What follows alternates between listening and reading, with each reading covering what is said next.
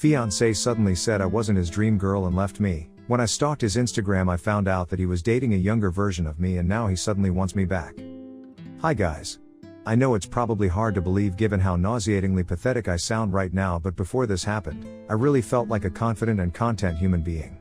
Almost all of my current friends are mutual friends with my ex-fiancé, so I don't want to embroil them in this drama or compel anyone to choose sides or feel uncomfortable. So I guess I'm trying to turn to this community for solace and guidance because I've read a great deal of mature and grounded advice here. I hope this sounds somewhat coherent as I've currently locked myself in a conference room and shut the blinds so no one can see me cry as I type this. I was with my ex-fiancé for 7 years. He is the only romantic partner I've ever truly loved. I was completely, head over heels in love with him. Even now, after all this, I still feel that way about him. He is charming, goofy, kind, quick-witted, interesting, ambitious, and gorgeous. We got engaged 2 years ago, but we're not in a rush to get married. About a year ago, we began to seriously contemplate trying for a baby. We had lived together happily for 6 years, we had done all the traveling and partying we wanted to in our 20s, and we were excited to start our family. Over the next 6 months, he was much busier than normal, but I didn't think anything was wrong. I did my best to alleviate any extra stress he had, though I was experiencing some extra pressure at work too, by taking over all the housework and errands, helping him organize and pack for trips, and just being understanding when he would work very late or need to leave for a week or two. We didn't spend as much time together during that period and I missed him a lot, but I thought we were still happy. When the 6 months were over, our schedules reverted back to normal. I felt relieved until I started to notice him becoming more distant despite the fact that we finally had more time together. He started going on his phone more frequently when we were together and seemed to be more protective of his phone. I'm not generally a jealous person and I trusted him completely, so I didn't think much of it. Then one day, after another month had passed, I brought up the topic of trying for a baby as we discussed. I could immediately tell something was wrong. He was quiet for a while and then he unleashed a flood. He said he was unhappy with our relationship and had been for some time. He said that he cared about me deeply but that the spark in our relationship had died and that he tried to convince himself he could live without that spark but had ultimately decided that he couldn't. He said I had done nothing wrong and in fact was the perfect partner, but that didn't change the fact that he couldn't shake this nagging feeling that I wasn't the one for him. He said that he didn't want to hurt me but that he couldn't condemn himself to a lifetime of settling for someone that wasn't his dream girl, even though he didn't know if his dream girl existed. He said he was sorry but he couldn't live a lie anymore. I don't think I said a single word as he was telling me all this because I just felt so utterly shocked and blindsided. I just stood there, staring and listening, and crying silently. When he finished, all I could utter was something like, "Okay, I'm sorry, I didn't know, do you still love me?" He paused for a while and then said that he loved me but wasn't in love with me anymore. We proceeded to spend the whole night discussing his feelings and our relationship, until we were both so exhausted we couldn't cry anymore and the sun was coming up. He said he was sorry again, and it was probably best if he stayed at a friend's place, so he packed up some stuff and left. That was about 5 months ago. We never really talked in person again. His brother and his best friend came over that weekend to get the rest of his stuff and I just left while they were packing because I couldn't stand to be there. I felt so shocked and numb and traumatized and tired that I didn't even cry much. I couldn't really process what was happening as I went through the motions of moving out and explaining the situation to my family. When I finally moved into my new place and sat alone with my boxes, I completely broke down. I could not stop crying and dry heaving. I ended up using 5 vacation days to take off a week of work, which really irked my manager. I could not get out of bed. I barely ate, living off this old tub of peanut butter. I looked through all our old pictures and tried to figure out where it all went wrong. Then for 4 months, I tried my best to move on. I deleted all my social media apps so I wouldn't have to see him. I dove into work. I ramped up my hobbies. I exercised to keep my mind occupied. I met with friends and family and pretended everything was okay. I started going to my therapist again, which helped a bit. I finally thought I could see the light at the end of the tunnel. Then a month ago, I ran into a mutual friend from college. She said it was really sad to see we weren't together anymore, and surprising to see he'd moved on so fast. I told her I wasn't keeping up with him anymore but that I was doing okay. When I got home, even though I knew it was a terrible idea, I re-downloaded Instagram and went to his profile. His latest picture was him at his cousin's wedding with his arm around a gorgeous girl. All the old pictures of him and I were gone from his profile. Again, I knew it was a terrible, self-destructive idea. But I went to the girl's profile and Googled her. She is literally a younger, smarter, prettier, and better version of myself. We both studied at the same university, but she completed a prestigious program which I was rejected from. We both have green eyes and brown hair, but she is far prettier and legitimately looks like a model. We are both thin and fit, but she has an amazing hourglass figure and looks far more stylish than me and has tens of thousands of followers even though she's not an influencer or whatnot. In fact, we both work at the same company. I'm pretty sure my ex met her through work, but she landed a job in a prestigious division right out of undergrad and likely makes more money than me. She is an improved version of me, 7 years younger. And the love of my life is dating her. For the past month, I've been spiraling. I can't stop stalking my ex-fiancé and this girl. I look at her Instagram every day and torture myself with her gorgeous pictures. She's posted a dozen pictures with my ex over the past few months and he looks so happy, healthy, and fit. They've gone on trips together, he's brought her to his hometown, and he's even posted a picture of them with a mushy caption which he never did when we were together. I have no evidence and I don't think my ex would do this, but I now suspect he was at least interested in her while we were still together. She started at the company about a year ago. I'm so paranoid of running into them. I can recognize that my behavior is obsessive and masochistic, and I've deleted Instagram and told myself I'm not going to do this anymore, only to wake up the next day and re-download the app and do it again. My therapist has been trying to help, but I just cannot move past this. I'm stuck in this mental loop of self-loathing and self-pity, this crazy mix of extreme sadness and latent anger. I feel so incredibly low. Worthless, used up, discarded, and suddenly, so incredibly old. I know that comparison is the thief of joy. I know that I am objectively still young enough to move on. I know that social media is a highlight reel and their relationship may not be perfect. I know that this girl has done nothing wrong to me. I know that my ex deserves to find his dream girl. But none of this knowledge helps soften the fact that I thought that by this time this year, I would be pregnant with the love of my life, and instead, I'm alone and he's found someone better.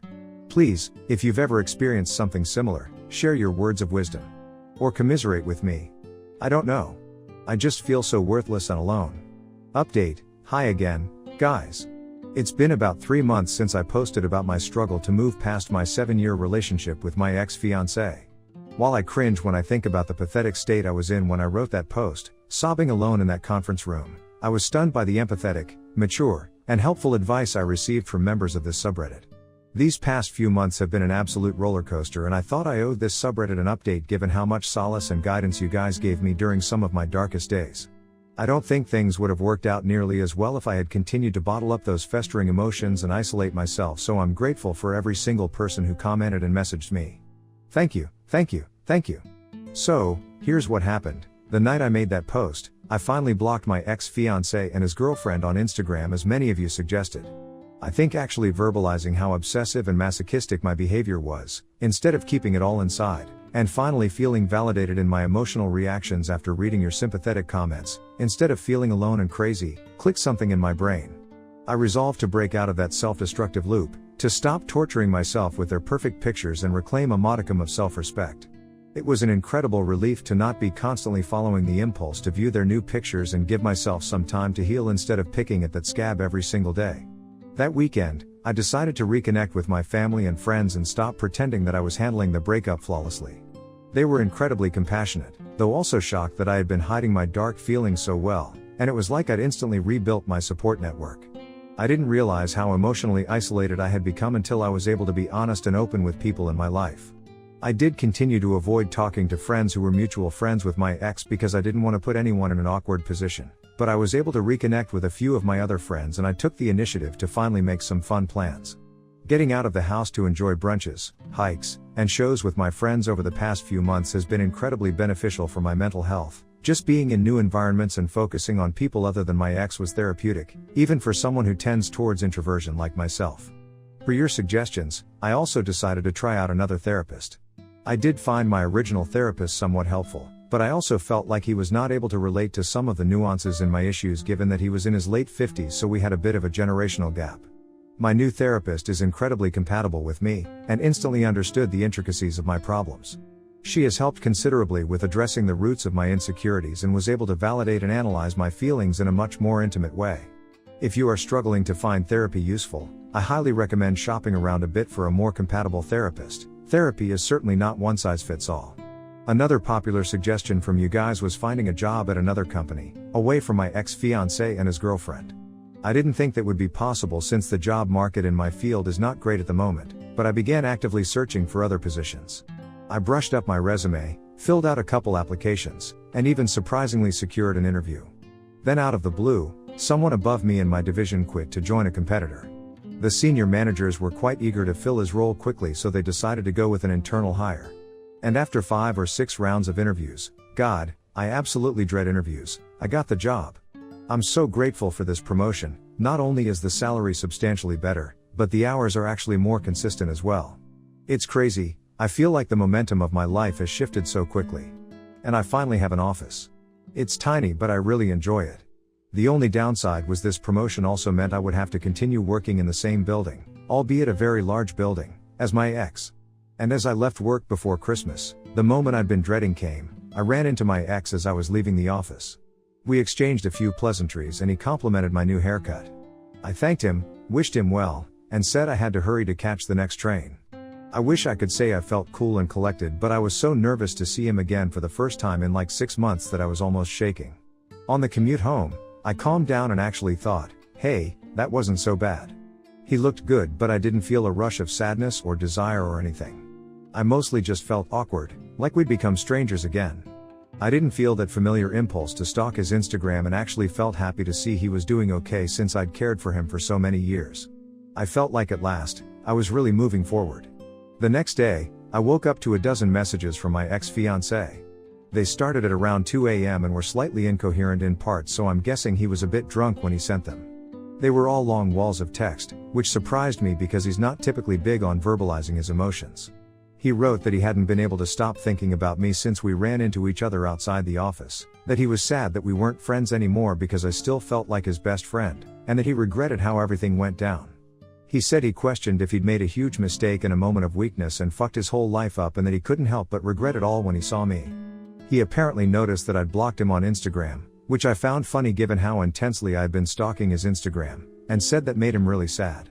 I gathered from his messages that he'd likely broken up with the woman I'd seen on his Instagram because he said that he felt like he had been searching for some ideal woman who doesn't exist, and that he wanted to reignite our spark after failing to find that same spark with other people.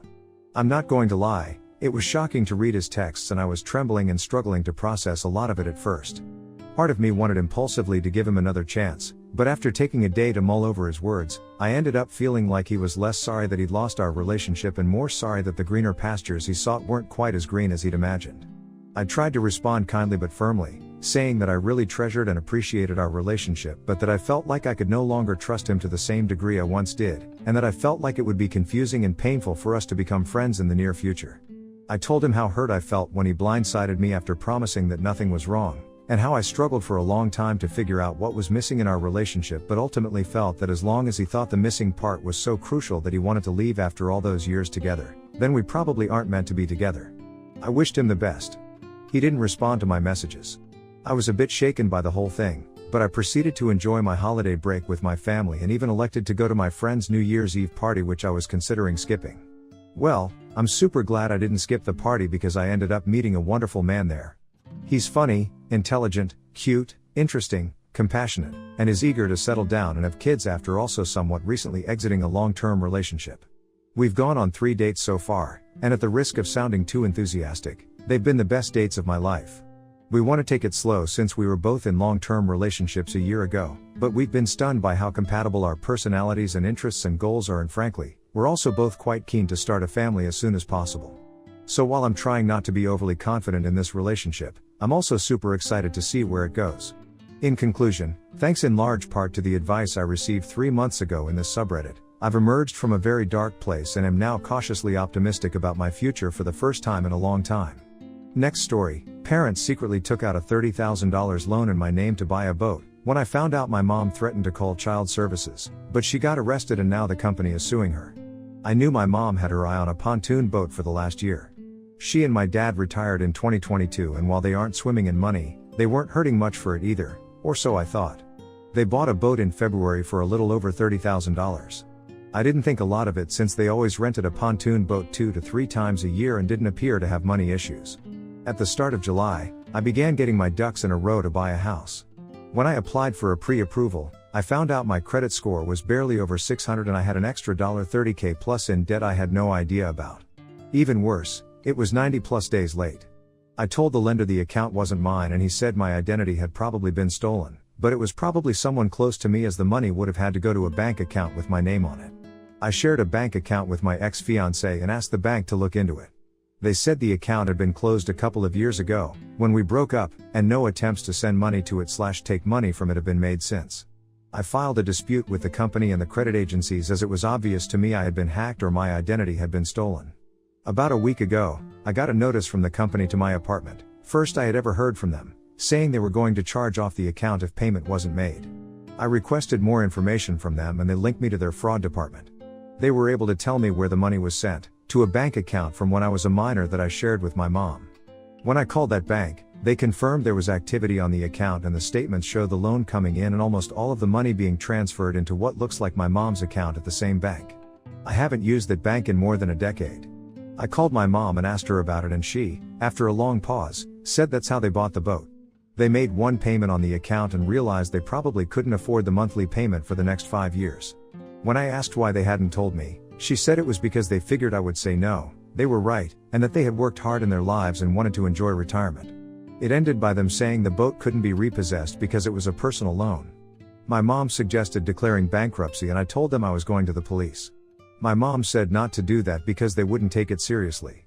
When I told her I was doing it anyway, she hinted that she might have to call DCFS on me. My 2-year-old burned themselves on a hot pan earlier this year. Simple ER visit and was told accidents happen, he's fine, regarding an unsafe home. I think I'm still going to the police because declaring bankruptcy would make it impossible to buy a house. I just needed to vent and looking for any advice. Update 1, I filed my police report the same day as my first post. The officer and I talked for probably 20 minutes and I printed out a statement from the bank. I spoke with a detective a couple days later for another 20 minutes. Fast forward about 2.5 weeks and my dad called saying my mom had been arrested. He said an officer and a detective showed up at their house asking to speak with her. When she went onto the porch, they grabbed her and arrested her. The detective, same one I talked to, explained they had a warrant. My mom has never been in trouble with the law in her life and she got arrested on a felony. They tried talking to her and she immediately requested a lawyer. They stopped asking questions but didn't let her see a lawyer right away. My dad was furious but the detective told him to have a lawyer go down to the county jail in the morning before she went to the judge. The next morning, apparently she and the lawyer talked and she was released in the afternoon with a new court date. About a week later, I get a call from DCFS requesting to meet with me about my son. I had nothing to hide so I agreed. We spoke for about half an hour at my apartment and I explained the situation. She seemed understanding and told me there are no obvious issues, she just had to follow up on a report. I will say if I'm ever in trouble, I'm hiring her lawyer. The case was dismissed at her next court date in late September.